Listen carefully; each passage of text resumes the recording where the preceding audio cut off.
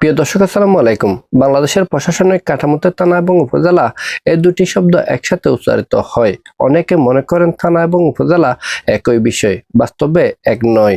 তাদের কাজ, কাঠামো এবং উদ্দেশ্যের মধ্যে গুরুত্বপূর্ণ পার্থক্য রয়েছে। একটি উন্নয়ন এবং প্রশাসনিক কাঠামো, আবার অন্যটি আইনশৃঙ্খলা রক্ষার প্রতিষ্ঠান। আজকে আমরা এই ভিডিওতে থানা এবং উপজেলার মধ্যে কি পার্থক্য রয়েছে সে বিষয়টি নিয়েই আলোচনা করব। থানার ধারণা: থানা হলো পুলিশের প্রশাসনিক এবং আইনশৃঙ্খলা রক্ষাকারী ইউনিট। একটি নির্দিষ্ট এলাকার অপরাধ দমন, তদন্ত এবং নিরাপত্তা বিধান নিশ্চিত করা এবং জনগণের অভিযোগ গ্রহণ করাই থানার প্রধান কাজ।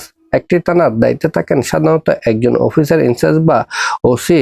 থানার অধীনে পুলিশ সদস্যরা কাজ করে থাকেন। উপজেলার ধারণা: উপজেলা হলো প্রশাসনিক এবং স্থানীয় সরকার কাঠামোর একটি গুরুত্বপূর্ণ স্তর।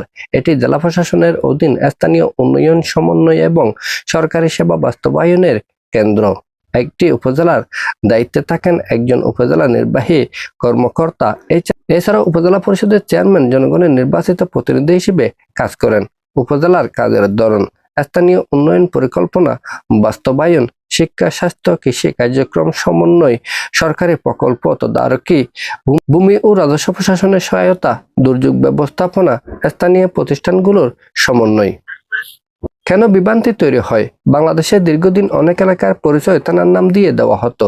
পরে প্রশাসনিক বিকেন্দ্রীকরণের অংশ হিসেবে অনেক থানাকে উপজেলায় রূপান্তর করা হয়। ফলে একই এলাকায় থানা এবং উপজেলা এই শব্দ দুটি একসাথে ব্যবহৃত হতে থাকে।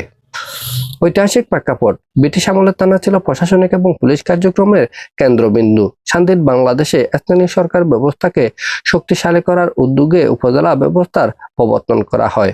ফলে উপজেলার প্রশাসনিক কাঠামো থানা ভিত্তিক থেকে উপজেলা ভিত্তিকে রূপ লাভ করে। বর্তমান বাস্তবতা: বর্তমানে প্রায় প্রতিটি উপজেলায় এক বা একাধিক থানা রয়েছে। তবে সব থানা উপজেলা নয়, আবার সব উপজেলা শুধুমাত্র থানা কেন্দ্রিক নয়।